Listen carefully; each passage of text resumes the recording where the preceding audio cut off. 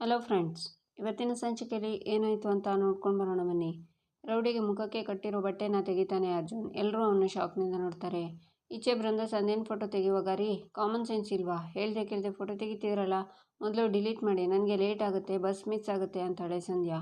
ನೀನು ಹತ್ತಬೇಕಾಗಿರೋದು ಬಸ್ಸನ್ನಲ್ಲ, ನನ್ನ ಕಾರನ್ನು. ಹೆದರ್ಕೋಬೇಡ, ನಿನಗೆ ಇವತ್ತೊಂದು ಬಂಪರ್ ಆಫರ್ ಕಾಯ್ತಿದೆ. ಆ ದೇವರೇ ನನ್ನ ಇಲ್ಲಿಗೆ ಕಳಿಸ್ದ ಅನ್ಕೋ ಅಂತಾಳೆ ಬೃಂದ. ನೀವು ಏನು ಹೇಳ್ತಿದ್ದೀರಾ ಗೊತ್ತಾಗ್ತಿಲ್ಲ ಅಂತಾಳೆ ಸಂಧ್ಯಾ. ಎಲ್ಲ ಹೇಳ್ತೀನಿ, ನಿನ್ನ ಜೊತೆ ಮಾತಾಡಬೇಕು, ಬಾ ನನ್ನ ಜೊತೆಗೆ ಅಂತಾಳೆ ಬೃಂದ. ಈಚೆ ವಂದನ ಅರ್ಜುನ್ ಪೊಲೀಸ್ ಸ್ಟೇಷನ್ಗೆ ಹೋಗೋ ಬದಲು ಇವನ್ನ ಯಾಕೆ ಇಲ್ಲಿ ಕರ್ಕೊಂಡು ಬಂದೆ ಅಂತಾಳೆ. ಏನಿದು ಹುಚ್ಚಟ, ಗಂಡ ಹೆಂಡತಿ ಸೇರಿಕೊಂಡು ಏನು ಮಾಡ್ತಿದ್ದೀರಾ?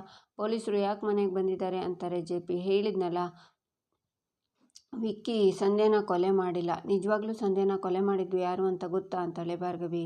ಈಚೆ ಸಂಧ್ಯಾನ ರೌಡಿ ಕೊಲೆ ಮಾಡಿ ಕಾರ್ ಹತ್ರ ಬಂದು, ಮೇಡಮ್ ನೀವು ಹೇಳಿದ ಹಾಗೆ ಸಂಧ್ಯಾ ಕತೆ ಮುಗಿಸಿದ್ದೀನಿ, ಇನ್ಮೇಲೆ ಅವಳಿಂದ ಯಾವುದೇ ಥರ ತೊಂದರೆ ಇಲ್ಲ ನಿಮಗೆ ಅಂತಾನೆ.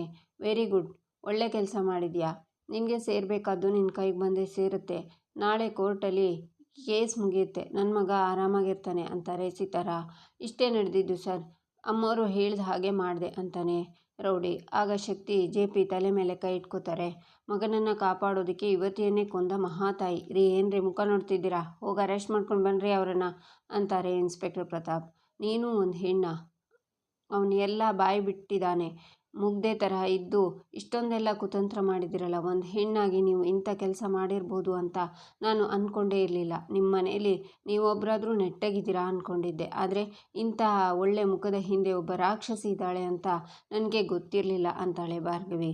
ಬೇಡ ಭಾರ್ಗವಿ, ಹೇಳ್ತಿದ್ದೇನೆ, ಸಿತಾರ ಹೀಗೆಲ್ಲ ಮಾಡೋಕ್ಕೆ ಸಾಧ್ಯನೇ ಇಲ್ಲ. ಇದರ ಪರಿಣಾಮ ಚೆನ್ನಾಗಿರಲ್ಲ. ಹೇಳ್ತಿದ್ದೀನಿ ಕೇಳು ಅಂತಾರೆ ಶಕ್ತಿ.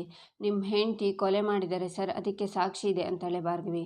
ಮೇಡಮ್ ನೋಡು, ಇವೆಲ್ಲ ಬೇಡ. JP ನಿನ್ನ ಕೈ ಮುಗಿತೀನಿ, ಪ್ಲೀಸ್ ಹೇಳಿಬಿಡು. ಪಾರ್ಟಿಲಿ ನನ್ನ ಹೆಸರು ಈಗಾಗಲೇ ತುಂಬ ಡ್ಯಾಮೇಜಸ್ ಆಗಿದೆ. ಇದು ಆದರೆ ನನ್ನ ಬಗ್ಗೆ ಗೊತ್ತು ತಾನೆ.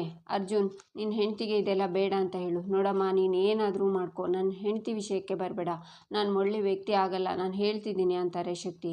ಅನಾಹುತ ಆಗಬಾರ್ದು, ನಿರಪರಾಧಿಗೆ ಶಿಕ್ಷೆ ಆಗಬಾರ್ದು ಅಂತಲೇ ಮಾಡಿರೋ ತಪ್ಪನ್ನು ಸರಿ ಮಾಡ್ಕೋತಿದ್ದೀನಿ ಮಾವ ಅಂತಾಳೆ ಭಾರ್ಗವಿ. ಆಗ ಪೊಲೀಸ್ ಸಿತಾರನ್ನ ಅರೆಸ್ಟ್ ಮಾಡೋಕೆ ಬರ್ತಾರೆ. ಶಕ್ತಿ ತಡಿತಾರೆ. ಶಕ್ತಿನ JP ಜಯಂತ್ ಹಿಡ್ಕೋತಾರೆ. ಪ್ರತಾಪ್, ಹೇಳ್ತಾ ಇದ್ದೀನಿ, ಚೆನ್ನಾಗಿರಲ್ಲ. ಬೇಡ ನೋಡು, ನನ್ನ ಹೆಂಡತಿ ತಪ್ಪು ಮಾಡಿಲ್ಲ, ಬಿಟ್ಬಿಡು ಅಂತಾರೆ ಶಕ್ತಿ.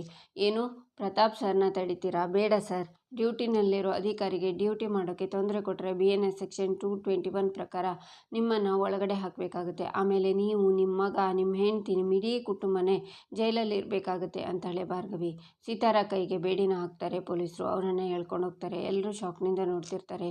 ಈಚೆ ಅರ್ಜುನ್ ನಿಂತಿರ್ತಾನೆ. ಭಾರ್ಗವಿ ಬಂದು, ಐ ಆಮ್ ಸಾರಿ ಅರ್ಜುನ್, ಸಂಧ್ಯಾಗೆ ನ್ಯಾಯ ಕೊಡಿಸೋ ಯೋಚನೆಯಲ್ಲಿ ತುಂಬ ಆತರ ಪಟ್ಬಿಟ್ಟೆ. ಬೇಕು ಅಂತ ವಿಕ್ಕಿನ ಸಿಕ್ಕಾಕಿಸೋ ಯೋಚನೆ ಖಂಡಿತ ನನಗಿರಲಿಲ್ಲ. ಅವತ್ತು ಸಂಧ್ಯಾ ಸತ್ತಿರೋ ಜಾಗದಲ್ಲಿ ಸಿಕ್ಕಿದ್ವಲ್ವ ಸಾಕ್ಷಿಗಳು, ವಿಕ್ಕಿ ಕಡೆನೇ ಬೆರಳು ಮಾಡಿ ತೋರಿಸ್ತಿತ್ತು ಅಷ್ಟೇ. ಯಾಕೆ, ಫಿಂಗರ್ ಪ್ರಿಂಟ್ಸ್ ಕೂಡ ಮ್ಯಾಚ್ ಆಗ್ತಿತ್ತು. ಅದಕ್ಕೆ ಈ ನಿರ್ಧಾರ ತಗೊಂಡೆ ಅರ್ಜುನ್. ಜೊತೆಗೆ ಸ್ಫಟಿಕ ಕೊಟ್ಟ ಸಾಕ್ಷಿಗಳು ಕೂಡ ಇದಕ್ಕೆ ಪೂರಕವಾಗಿತ್ತು. ಅವಳು ಈ ಥರ ಮೋಸ ಮಾಡ್ತಾಳೆ ಅಂತ ನಾನು ಅಂದ್ಕೊಂಡಿರಲಿಲ್ಲ ಅರ್ಜುನ್ ಅಂತಾಳೆ ಭಾರ್ಗವಿ. ನೋಡಿ ಭಾರ್ಗವಿ, ನೀವು ಈಗ ಬರೀ ಲಾ ಸ್ಟೂಡೆಂಟ್ ಅಲ್ಲ, ಜವಾಬ್ದಾರಿ ಇರೋ ಲಾಯರ್. ನೀವು ಆಡೋ ಮಾತು, ನೀವು ಮಾಡೋ ಕೆಲಸ, ನೀವು ತಗೋ ನಿರ್ಧಾರ ಎಲ್ಲನೂ ಎಷ್ಟೋ ಜನರ ಜೀವನನ ಬದಲಾಯಿಸುತ್ತೆ. ವಿಕ್ಕಿ ದೊಡ್ಡ ಮಹಾನುಭಾವ, ಅವನಿಂದ ಯಾವ ತಪ್ಪು ಆಗಿಲ್ಲ ಅಂತ ನಾನು ಹೇಳ್ತಿಲ್ಲ. ಅವ್ನ ಪ್ಲಸ್ ಮೈನಸ್ ಎಲ್ಲದರ ಬಗ್ಗೆ ನನಗೆ ಗೊತ್ತು. ನೀವು ವಿಕ್ಕಿಗೆ ಮನೆಯಲ್ಲೋ ಬೀದಿಲೋ ನಿಲ್ಲಿಸಿ ಬೈದಿಲ್ಲ ಭಾರ್ಗವಿ. ಬದಲಾಗಿ ಅವನ ಮದುವೆ ನಡೆಯುವಾಗ ಪೊಲೀಸರನ್ನ ಕರ್ಕೊಂಡು ಬಂದು ಅರೆಸ್ಟ್ ಮಾಡಿಸಿದ್ದೀರಾ. ಅವ್ನು ಇಷ್ಟು ದಿನ ಕೋರ್ಟು ಕೇಸು ಅಂತ ಅಲಿಯೋ ಥರ ಮಾಡಿದ್ದೀರಾ. ಅವಾಗಷ್ಟೇ ಅವ್ನ ಮದುವೆ ಆಗಿರೋ ರಿತು ಜೀವನ ಏನಾಗಿರ್ಬೋದು ನೀವೇ ಯೋಚನೆ ಮಾಡಿ. ನೀವು ತಗೊಂಡಿರೋ ಒಂದು ತಪ್ಪು ನಿರ್ಧಾರದಿಂದ ಇವತ್ತು ನನ್ನ ತಂಗಿ ಜೀವನ ಹದಗೆಟ್ಟಿದೆ. ಇನ್ನೇ ಮುಂದೇನಾದರೂ ಯೋಚಿಸಿ ಜವಾಬ್ದಾರಿಯಿಂದ ನಿರ್ಧಾರ ತಗೊಳ್ಳಿ ಅಂತಾನೆ ಅರ್ಜುನ್.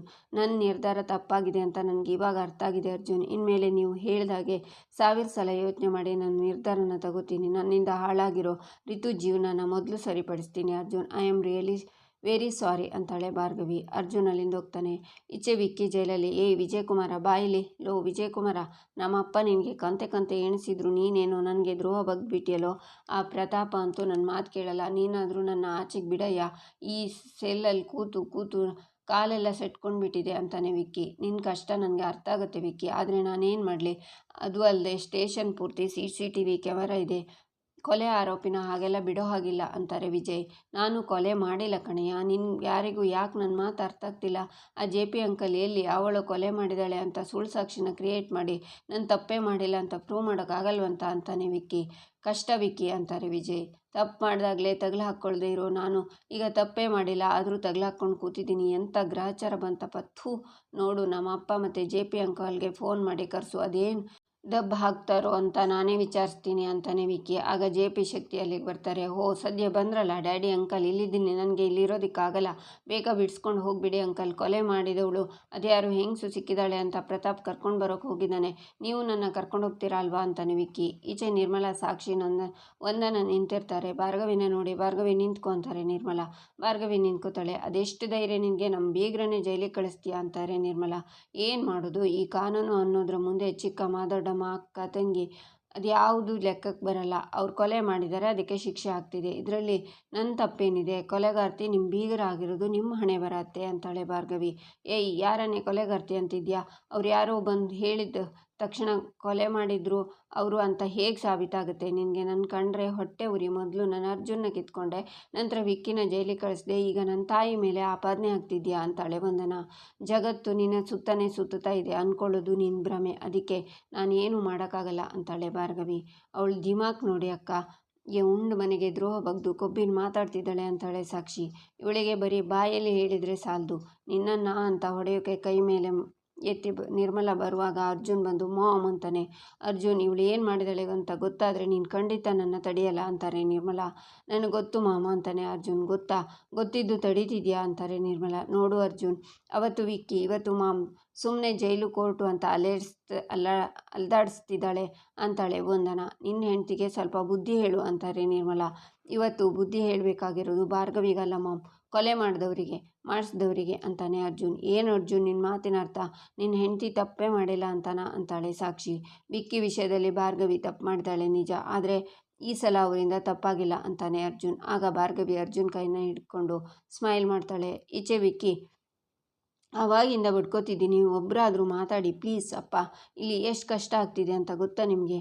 ಮನೆಯಲ್ಲಿರೋ AC ರೂಮ್ ಅಲ್ಲ ಇದು, ಹಂದಿ ಗಾತ್ರದ ತಿಗಣೆಗಳಿದ್ದಾವೆ. ನೀವು ಒಂದು ಕೆಲಸ ಮಾಡಿ, ಒಂದು ದಿನ ಇಲ್ಲಿ ಬಂದು ಇರಿ, ಆವಾಗ ಗೊತ್ತಾಗುತ್ತೆ ನಾನು ಎಷ್ಟು ಕಷ್ಟಪಡ್ತಿದ್ದೀನಿ ಅಂತಾನೆ ವಿಕ್ಕಿ. ಸ್ವಲ್ಪ ಸಮಾಧಾನ ಮಾಡ್ಕೋ ವಿಕ್ಕಿ, ವಿಷಯ ಬೇರೆನೇ ಇದೆ ಅಂತಾರೆ JP. ವಿಷಯ ಏನಾದರೂ ಇರಲಿ ಅಂಕಲ್, ನಿಮಗೆ ನನ್ನನ್ನು ಬಿಡ್ಸೋಕ್ಕಾಗುತ್ತಾ ಇಲ್ವಾ ಅದನ್ನೇ ಹೇಳಿ ಅಂತಾನೆ ವಿಕ್ಕಿ. ಆಗ ಸಿತಾರನ್ನ ಪೊಲೀಸರು ಕರ್ಕೊಂಡು ಬರ್ತಾರೆ. ಡ್ಯಾಡ್, ಮಾಮ್ ಯಾಕೆ ಇದ್ದಾರೆ? ಅವರನ್ನು ಯಾಕೆ ಕರ್ಕೊಂಡು ಬಂದಿದ್ದೀರಾ?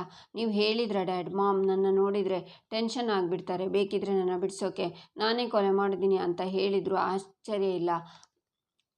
ಮಾಮ್ನ ಇಲ್ಲಿಂದ ಕಳಿಸಿ. ಹಲೋ, ಏನು ಮುಖ ನೋಡ್ತಿದ್ದೀರಾ? ಮಾಮ್ ಇಲ್ಲಿರೋದು ಬೇಡ, ಕಳಿಸಿ ಆಚೆಗೆ ಅಂತಾನೆ ವಿಕ್ಕಿ. ಆಗ ಪ್ರತಾಪ್ ಸಿತಾರ ಕೈಗೆ ಹಾಕಿರೋ ಬೇಡಿನ ಎತ್ತಿ ತೋರಿಸ್ತಾರೆ. ವಿಕ್ಕಿ ಶಾಕ್ನಿಂದ ಈಚೆ ಶಕ್ತಿ ಪ್ರಸಾದ್ JP ಹತ್ರ ನಾನು ಭಾರ್ಗವಿನ ಕೊಲೆ ಮಾಡದೆ ಬಿಡೋನಲ್ಲ ಅಂತ ಹೇಳ್ತಾರೆ. ನಂತರ JP ಬೃಂದನ ಹತ್ರ ಕೈ ಮುಗ್ದು, ಇದೊಂದು ಸಲ ನಿನ್ನ ಹತ್ರ ಕೈ ಮುಗ್ದು ಕೇಳ್ಕೊತಾ ಇದ್ದೀನಿ, ಹೇಗಾದರೂ ಮಾಡಿ ಈ ಕೇಸ್ನ ನಾನೇ ಗೆಲ್ಲೋ ಹಾಗೆ ಮಾಡು ಬೃಂದ ಅಂತ ಬೇಡ್ಕೋತಾರೆ. ಬೃಂದ ಸ್ಮೈಲ್ ಮಾಡ್ತಾಳೆ. ಇಲ್ಲಿಗೆ ಸಂಚಿಕೆ ಮುಕ್ತಾಯವಾಗುತ್ತೆ. ಮುಂದಿನ ಸಂಚಿಕೆಗಾಗಿ ನಮ್ಮ ಚಾನಲನ್ನು ನೋಡಿ, ಸಬ್ಸ್ಕ್ರೈಬ್ ಮಾಡಿ, ಲೈಕ್ ಮಾಡಿ, ಸಪೋರ್ಟ್ ಮಾಡೋದನ್ನು ಮರಿಬೇಡಿ.